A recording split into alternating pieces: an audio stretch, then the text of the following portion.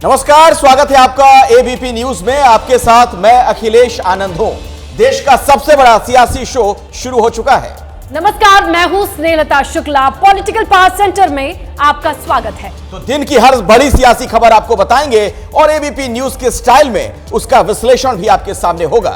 बिल्कुल, और political power centre में हम आपको बताते हैं सियासी दुनिया की हर खबर के पीछे की और भीतर की खबर। तो योगी दिल्ली आ रहे हैं, क्या फॉर्मूला ला रहे हैं वो तो हम आपको बताएंगे ही, और ममता आखिर कांग्रेस से नाराज क्यों हैं वो भी आगे जरूर देखिए। तो ये सारी डिटेल्स आपके सामने होंगी, उस तक जाएं।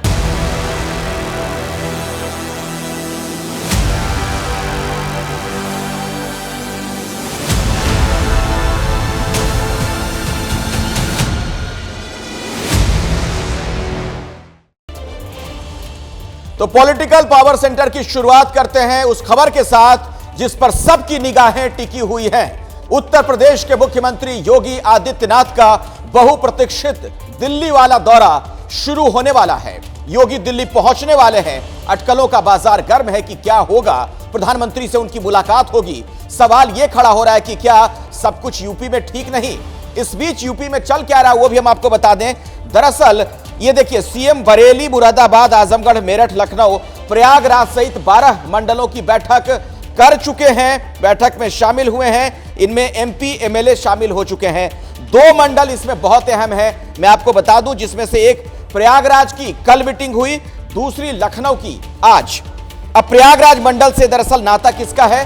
केशव प्रसाद मौर्य का। तो लखनऊ से है ब्रजेश पाठक। और आपको यह भी मैं बता दूं, दोनों डिप्टी सीएम हैं तो आप जानते हैं। प्रयागराज मंडल से केशव प्रसाद का नाता, और दोनों ही नेता बैठकों में नहीं शामिल हुए। तो सवाल तो कई हैं।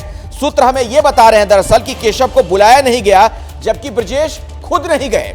सवाल ऐसा क्यों हुआ, इसके पीछे आखिर क्या है? अब आप देखिए, यूपी में इस वक्त 2 पावर सेंटर नजर आ रहे हैं। पहला सीएम का जो निवास है वहां पर 5 कालीदास मार्ग, और इसके अलावा दूसरा डिप्टी सीएम केशव प्रसाद का जो निवास है 7 कालीदास मार्ग, यानी 5 कालीदास मार्ग और 7 कालीदास मार्ग। सीएम अपने आवास पर 100 से ज्यादा विधायकों से मिल चुके हैं। डिप्टी सीएम भी घर पर समर्थकों से मिल रहे हैं। अब ऐसे में जाहिर तौर पर यह देश जानना चाहेगा कि उत्तर प्रदेश में चल क्या रहा है।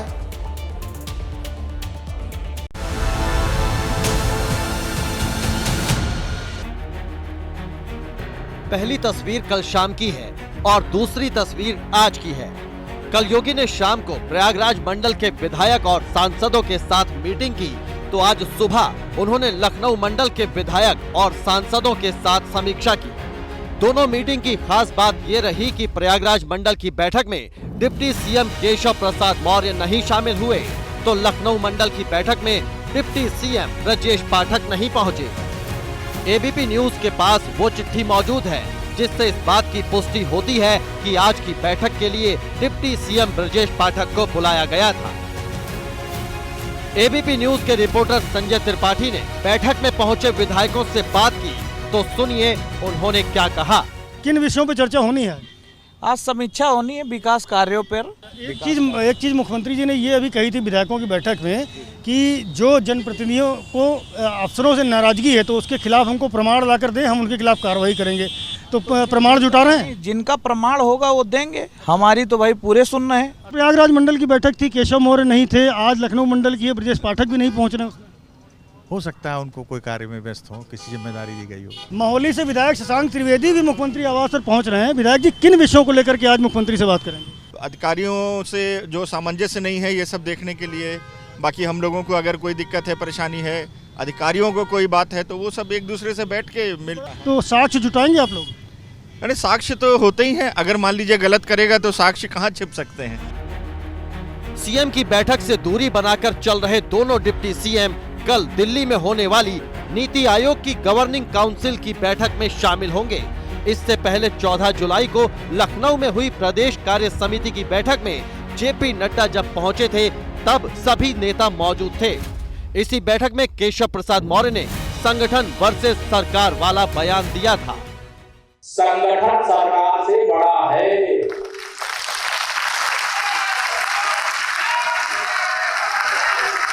संगठन से बड़ा कोई नहीं होता है। संगठन सरकार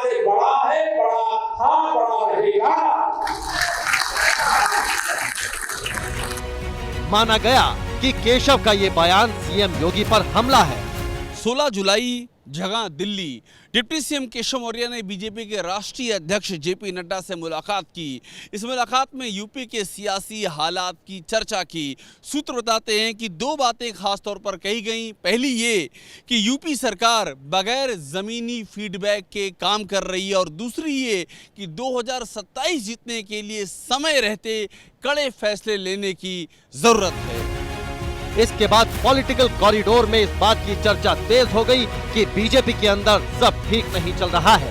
हमले का मौका विपक्ष को भी मिल गया। कुछ लोग मोहरा बन गए हैं। वो मोहरा हैं, दिल्ली के वाईफाई के वो पासवर्ड हैं। सुनने में आया कि मौर्य जी मोहरा हैं, दिल्ली के वाईफाई के पासवर्ड हैं। अगर दिल्ली वाले किसी से मिलते हैं तो लखनऊ वाले भी मिल रहे हैं किसी से, तो बताओ सरकार चलेगी ऐसे?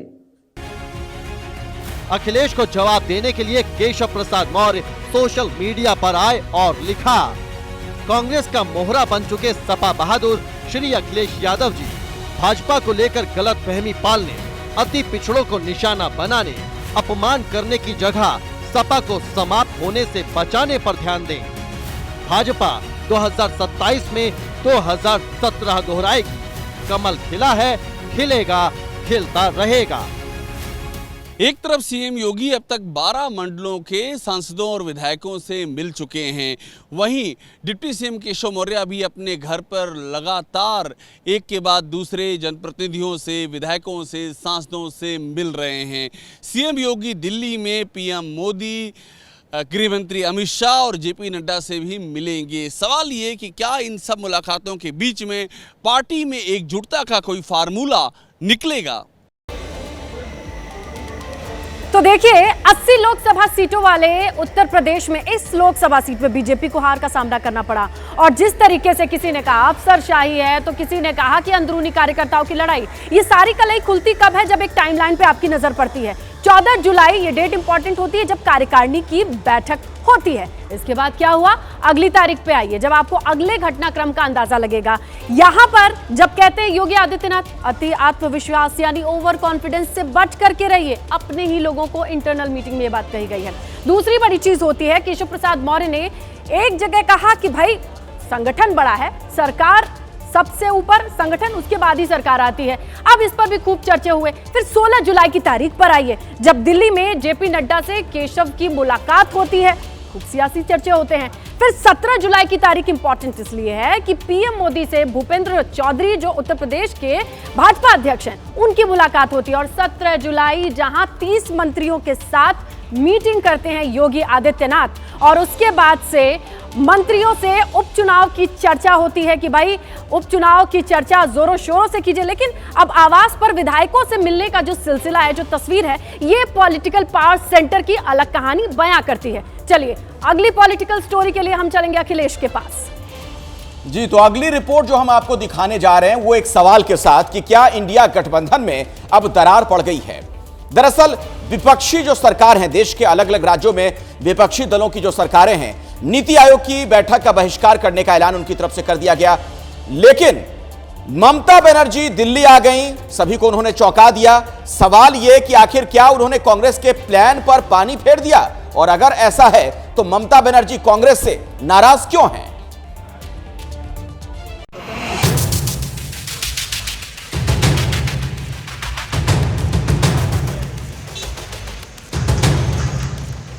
दोपहर को पश्चिम बंगाल की सीएम ममता बनर्जी की ये तस्वीरें सामने आई और साथ में सामने आ गया इंडिया गठबंधन के अंदर का खेला। कांग्रेस ने जिस नीति आयोग की मीटिंग का बहिष्कार कर रखा है, उस मीटिंग में ममता शामिल होंगी और बंगाल के मुद्दे को उठाएंगी।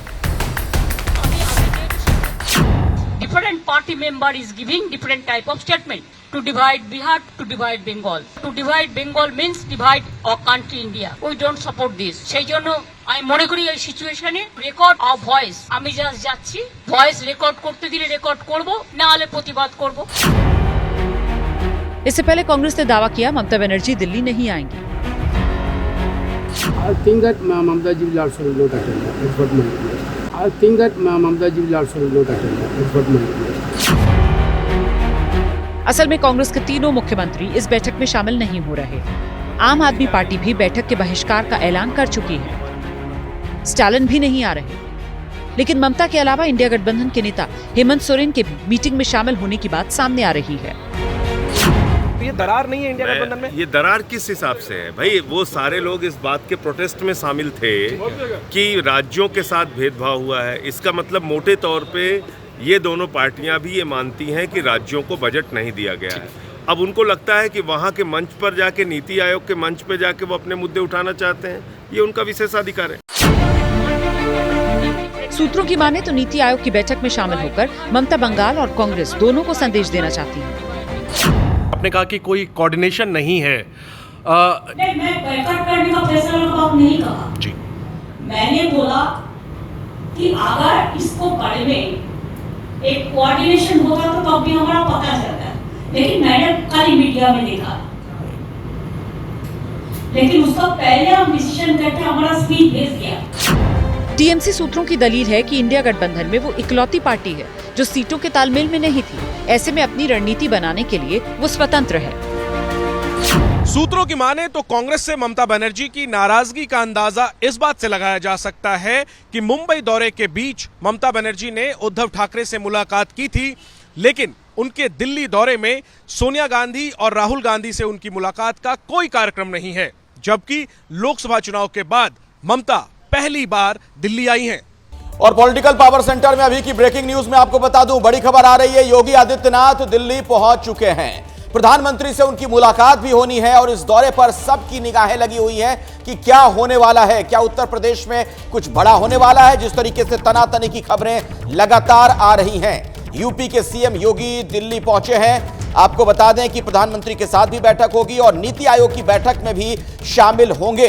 तमाम जो मुख्यमंत्री हैं उनकी बैठक होनी है। नीति आयोग की जो बैठक होगी उसमें शामिल होंगे मुख्यमंत्री। लेकिन अहम यह है, महत्वपूर्ण यह है कि प्रधानमंत्री से भी मिलने वाले हैं योगी आदित्यनाथ। जिस तरह की खबरें पिछले दिनों में यूपी से लगातार आती रहीं, केशव प्रसाद मौर्य ने जिस तरीके से वहां पर मोर्चा खोला हुआ है, कई तरह के सवाल फिजाओं में तैर रहे हैं। और अब अगली खबर के लिए मैं आपको लिए चलता हूं अपनी सहयोगी स्नेहलता के पास। तो देखिए, कल रात की बात करते हैं। बीजेपी में संगठन के स्तर पर बदलाव किया गया, लेकिन बदलाव इतना गुपचुप जी कि किसी को पता ही नहीं चला। जिसे जिम्मेदारी दी गई उसे भी मीडिया के जरिए पता चला। बात बिहार की हो रही है। सम्राट चौधरी को बीजेपी अध्यक्ष पद से हटाया गया, लेकिन जिन्हें पद दिया गया वो पर्दे के पीछे के खिलाड़ी माने जाते हैं। देखिए,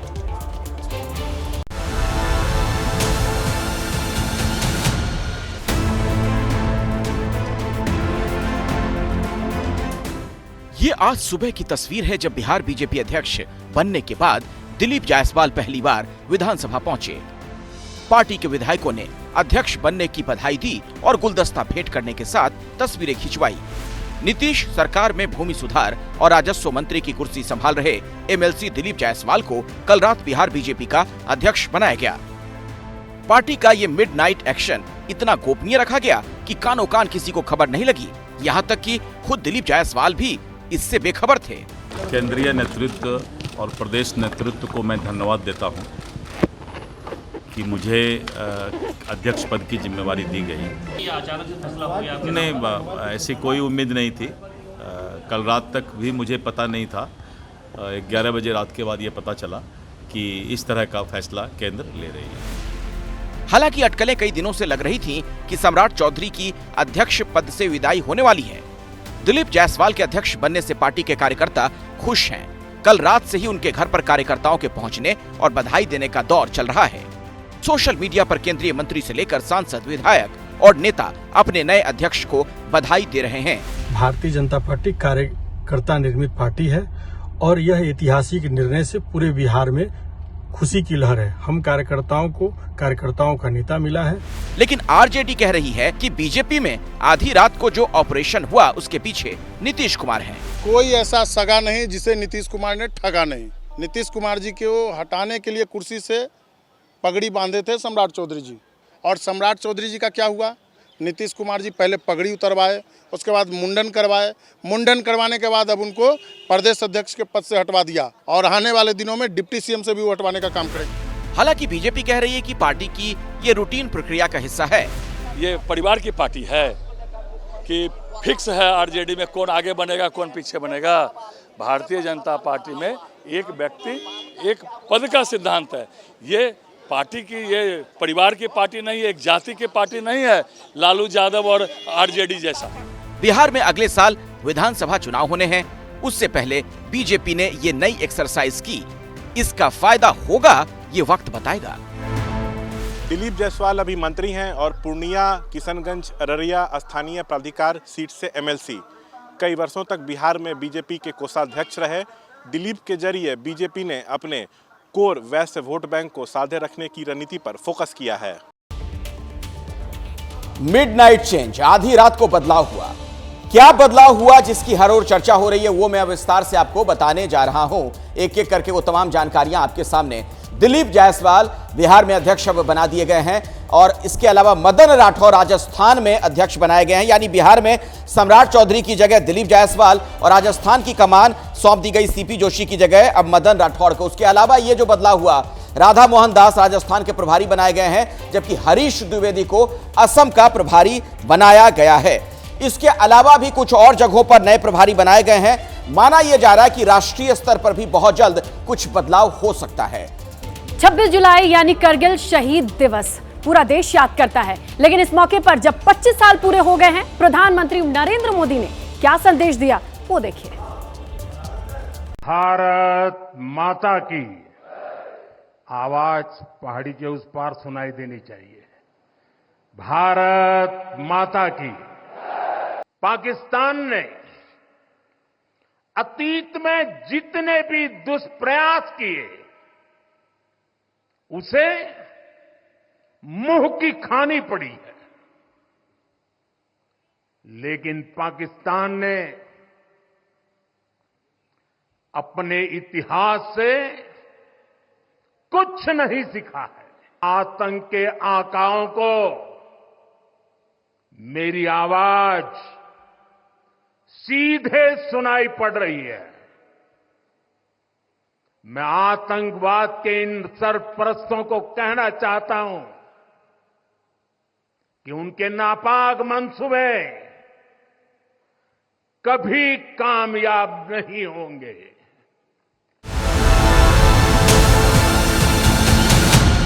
पॉलिटिकल पावर सेंटर में एक बार फिर से आपका स्वागत है। अभी की बड़ी खबर उत्तर प्रदेश से आ रही है। बीजेपी में जो यहां पर खींचतान जारी है, उसी पर अब एक बार फिर से अखिलेश यादव ने चुटकी ली है।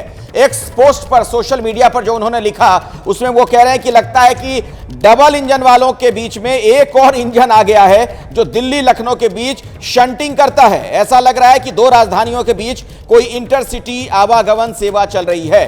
इसके पहले आपको याद है अखिलेश यादव ने वो बयान दिया था जब वो मॉनसून ऑफर की बात कर रहे थे, और उसके बाद एबीपी न्यूज के कार्यक्रम में तो उन्होंने विंटर डिस्काउंट तक की बात कह दी थी। अब एक बार फिर से ये तंज कर रहे हैं वो कि लगता है कि डबल इंजन वालों के बीच में एक और इंजन आ गया जो दिल्ली और लखनऊ के बीच शंटिंग करता है, और ऐसा लग रहा है कि दो राजधानियों के बीच कोई इंटरसिटी आवागमन सेवा चल रही है।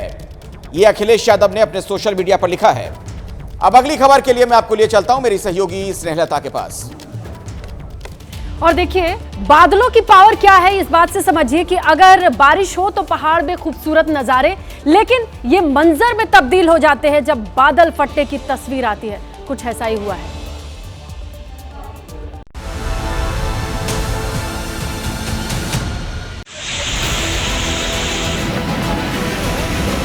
ये डराने वाली आवाज, रौद्र रूप में आता जलजला, सिहरन पैदा करने वाली ये तस्वीर उत्तराखंड के यमुनोत्री धाम की है। बारिश और पहाड़ से आए सैलाब की वजह से यमुनोत्री धाम में बड़ी तबाही हुई है। मंदिर के पास बने स्नान घाट, गेस्ट हाउस का हिस्सा, पैदल मार्ग सब क्षतिग्रस्त हो गए। रजिस्ट्रेशन सेंटर में रखा सारा सामान यमुना नदी के उफान में बह गया। इन दो तस्वीरों को देखिए। पहली तस्वीर वो है जब तबाही आई, दूसरी तस्वीर में तबाही के बाद का मंजर है। ये दोनों तस्वीरें तबाही की सारी कहानी को बयां कर रही हैं। पहाड़ से आए सैलाब ने यमुनोत्री धाम में सब कुछ बदल कर रख दिया। यमुनोत्री में आई तबाही की एक और तस्वीर देखिए। ये वो कार है जो पहाड़ से तेज रफ्तार में आते पानी की चपेट में आ गई। उसके बाद ये कार कबाड़ में बदल गई। हम लोगों को ये है कि गाड़ी तो बचाने का कहाँ पर खुद बचने का मौका नहीं मिला। एक लोग हमारे ड्राइवर इस गाड़ी में यहाँ पे गाड़ी थी, उस गाड़ी में रात भर रहा और कोई शासन प्रशासन गाड़ी कितनी तभी कोई निकालने के लिए कोई मशीन आ रही है। रात को तो मशीन आ गए दो ड्राइवर गाड़ी भी खतरे में है। अगर रात को कोई बारिश होती है ऊपर से तो अभी तक ये गाड़ी फिर इन गाड़ियों को फिर बहने का फिर भी खतरा है। अब यमुनोत्री से आपको लिए चलते हैं रुद्रप्रयाग, जहां श्रीनगर जल बिजली परियोजना की झील में मल्यासु पुल डूब गया। कई गांव का संपर्क भी टूट गया है। उत्तराखंड में भारी बारिश की वजह से लगातार चट्टानें खिसक रही हैं। पहाड़ से पानी के साथ मलबे का सैलाब नीचे आ रहा है। पंच केदार में से एक मदम महेश्वर मंदिर के पास लकड़ी का पुल बह गया। देखिए पुल पहले कैसा था और अब पुल के क्या हाल हैं। पुल का नामो निशान ही नहीं बचा। इस पुल के बहने में मदमहेश्वर मंदिर की यात्रा प्रभावित है। इस पुल के बहने से मदमहेश्वर मंदिर की यात्रा प्रभावित हो गई। इसके साथ ही पुल के बह जाने से इलाके में रहने वाले स्थानीय लोगों और तीर्थ यात्रियों समेत 100 लोगों के फंसने की तस्वीर है, जिन्हें निकालने के लिए प्रशासन का रेस्क्यू ऑपरेशन चल रहा है। पहाड़ में ये वक्त मुसीबत का है और बिना वजह खतरे वाली जगह जाने से बचेंगे। उम्मीद है सभी लोग सुरक्षित रहेंगे और बिना वजह खतरे वाली जगह जाने से बचेंगे।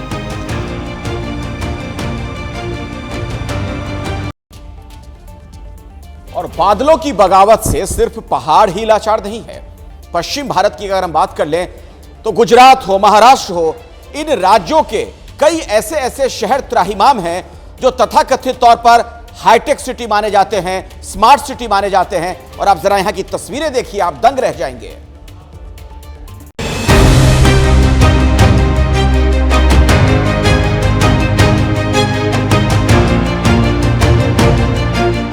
गुजरात में कैसा जल तांडव मचा है, इसकी गवाही देती ये तस्वीरें हैं गुजरात के नवसारी की। पूरा शहर पानी में डूब गया है।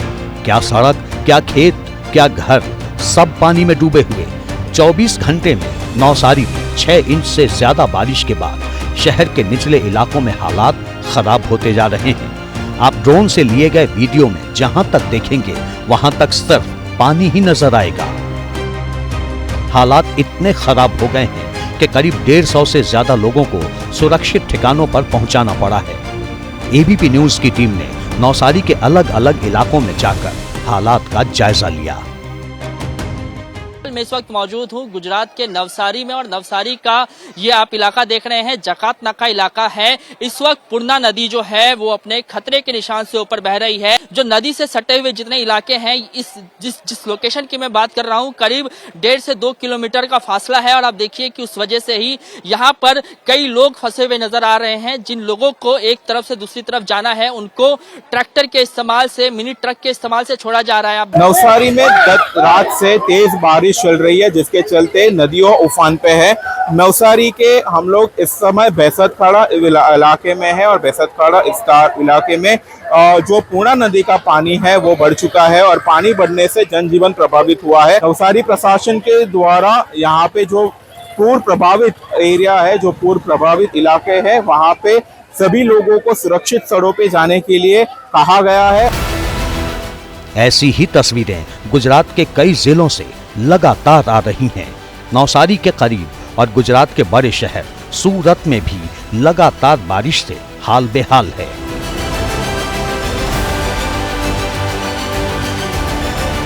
अब आपको गुजरात से सटे पुणे लिए चलते हैं। पश्चिमी भारत के इस हाईटेक शहर में पानी ने कहर मचा रखा है। कल और आज की 2 तस्वीरें दिखाते हैं। कल घरों में पानी भर गया था। रेस्क्यू के जरिए करीब 70 लोगों को बचाया गया। आज भी शहर में हालात गंभीर ही हैं। पूरे शहर में पानी भरा है। अभी भी शहर में सड़कों पर बचाव के लिए लाइफ जैकेट के साथ नावें तैनात हैं। बारिश से मध्य प्रदेश भी अछूता नहीं। खरगोन से डरावनी तस्वीर आई। एक छात्रा कोचिंग से लौट रही थी। अचानक जल स्तर बढ़ जाता है और पुलिया में छात्रा महक फंस जाती है। वो तो भला हो जफर पठान का, जो इंसान के रूप में देवदूत बनकर आए और जान पर खेलकर महक को बचाया। थोड़ी सी देर होती तो हादसा हो जाता। 48 घंटे से लगातार कटनी जिले में बारिश का दौर जारी है और आप देख सकते हैं गर्रा घाट पर मौजूद है। यहाँ पर दोनों ओर से जो लोग आते हैं उनको रोक दिया गया है। ये नदी का पानी 1 घंटे से अधिक हो चुका है, यहाँ से बह रहा है। कितने गांव इधर फंसे हुए रहते हैं? यहाँ तो बहुत गांव फंसे हुए हैं, अभी उनकी गिनती हमको तो नहीं है, लेकिन पूरी तहसील फंसी है। भीमरखेड़ा तहसील पूरी फंसी रहती है और अगर कोई व्यक्ति अगर बीमार हो जाता है तो उसके जाने के लिए कोई मार्ग नहीं है। ये वक्त मुश्किलों का है। देश के कई हिस्सों में जल तांडव मचा है। उम्मीद है कि देश जल्द इस मुसीबत से बाहर निकलेगा और भविष्य के लिए बाढ़ से बचने का बेहतर रोड मैप तैयार करेगा। तो पॉलिटिकल पावर सेंटर में आज फिलहाल इतना ही। कल शाम 6 बजे फिर आपसे मुलाकात होगी दिन की तमाम बड़ी सियासी खबरों के साथ। और तब तक आप अपने आसपास से जुड़ी, अपने देश दुनिया से जुड़ी तमाम अपडेट्स के लिए बने रहें एबीपी न्यूज के साथ, जहां खबरें कभी खत्म नहीं होती।